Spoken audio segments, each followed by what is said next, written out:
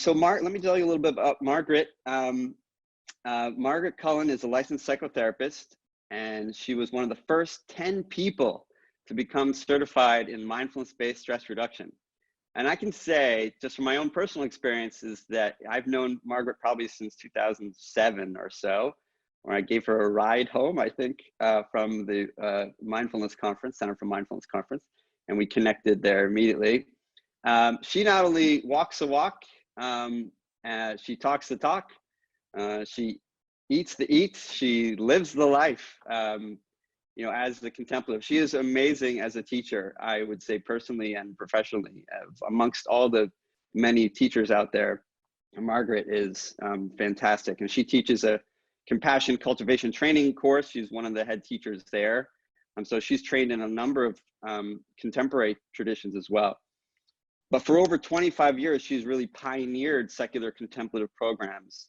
And I've seen her go through many different iterations of these programs. And I've actually seen you, Margaret, deal with a lot of your own political challenges.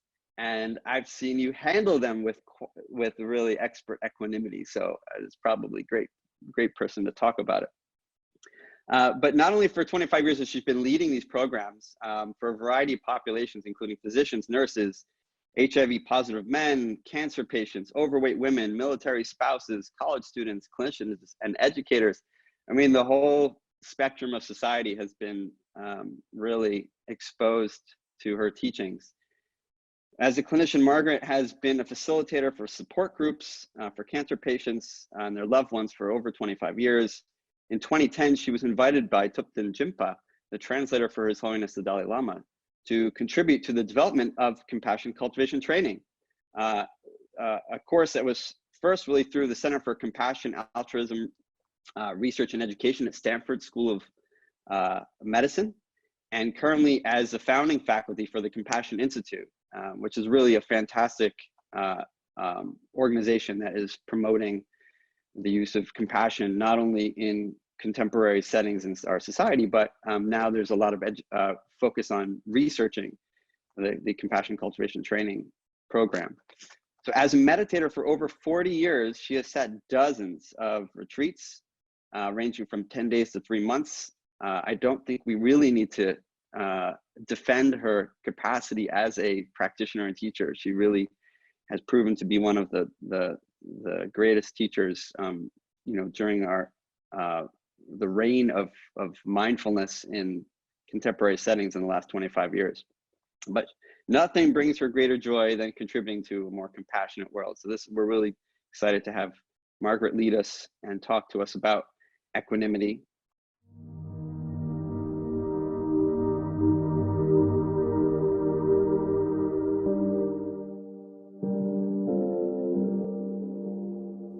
So what does it mean to practice equanimity when the world is on fire?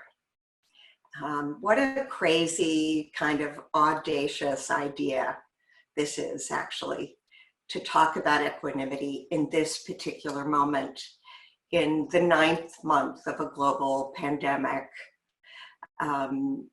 where not only are we layering on top of that the pressure cooker of the United States politics and around the world being acted out in different ways.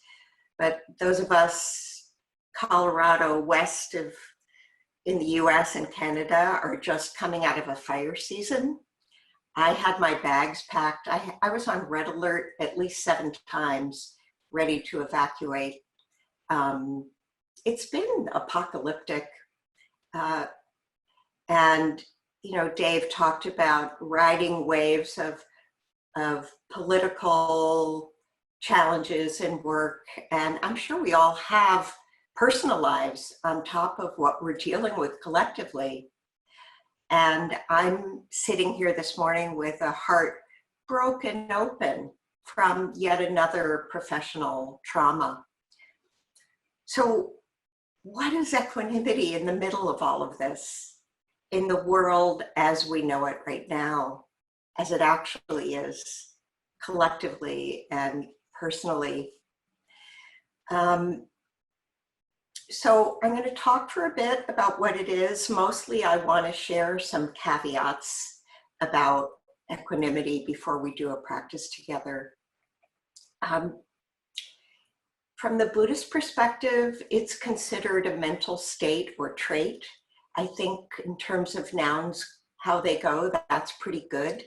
Like a lot of these mental states, they manifest in different ways, as moments, as traits, as characteristics.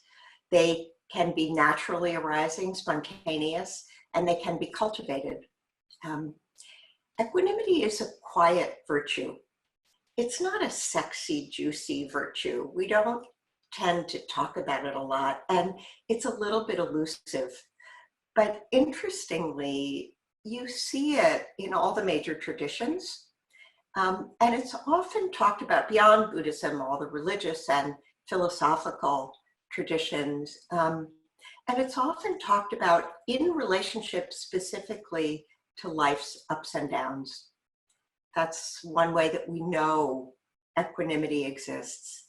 And in Buddhism, they're described as the 8 worldly winds. And I love that description because it helps us unhook from taking them personally by naming them: gain and loss, pleasure and pain, praise and blame, fame and disrepute. And you can already feel just naming them, just they're constantly coming and going for all of us, not as personal as we tend to take them. So equanimity can be understood as the ability to recover or even maintain balance as you ride these waves that are constantly changing. And you probably know, given this audience, that the near enemy of equanimity is indifference. Indifference often masquerades as equanimity. Not the same. Equanimity doesn't mean that we don't care. And this is the tricky part. This is where people get a little confused around equanimity. It doesn't even mean that we care less, actually. It means that we allow life to unfold without the impedance or stickiness that comes from not understanding, from taking things personally, from forgetting the truth that we all know about impermanence and the laws of cause and effect.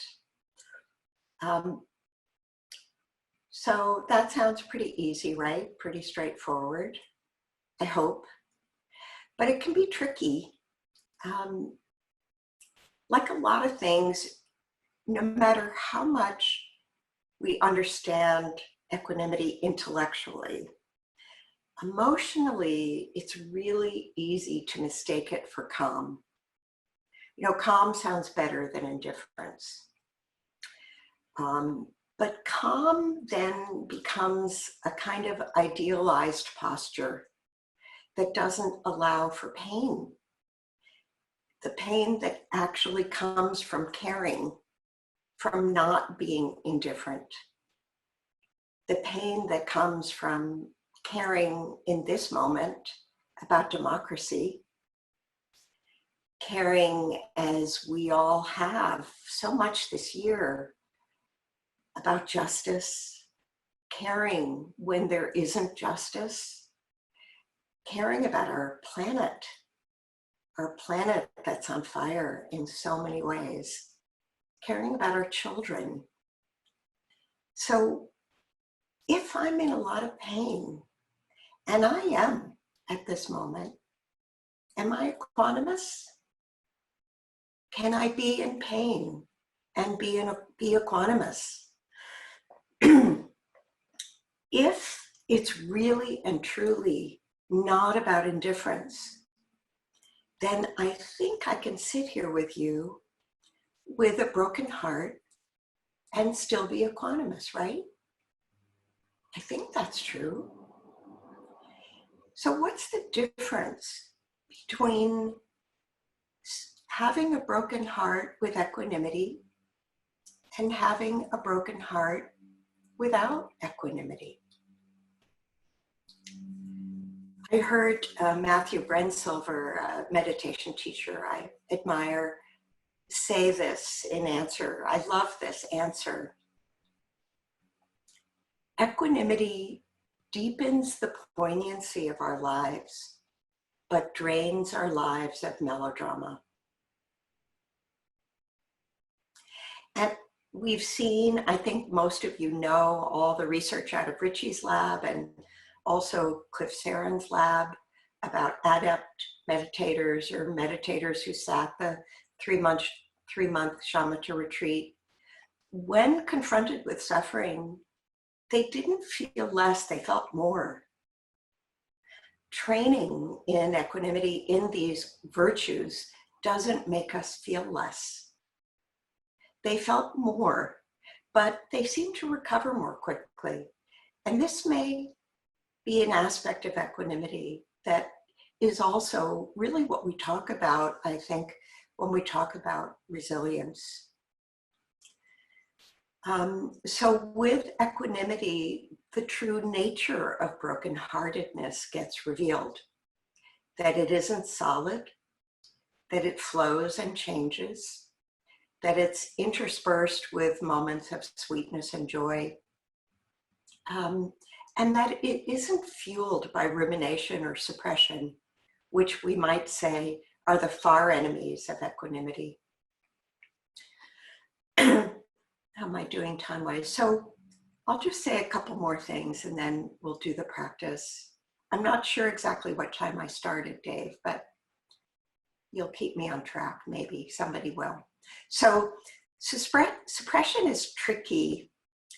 There's a powerful but at times very subtle distinction between an invitation to open to a wider view of equanimity, remembering impermanence, selflessness, and using perspective taking as a way to suppress or shut down feelings.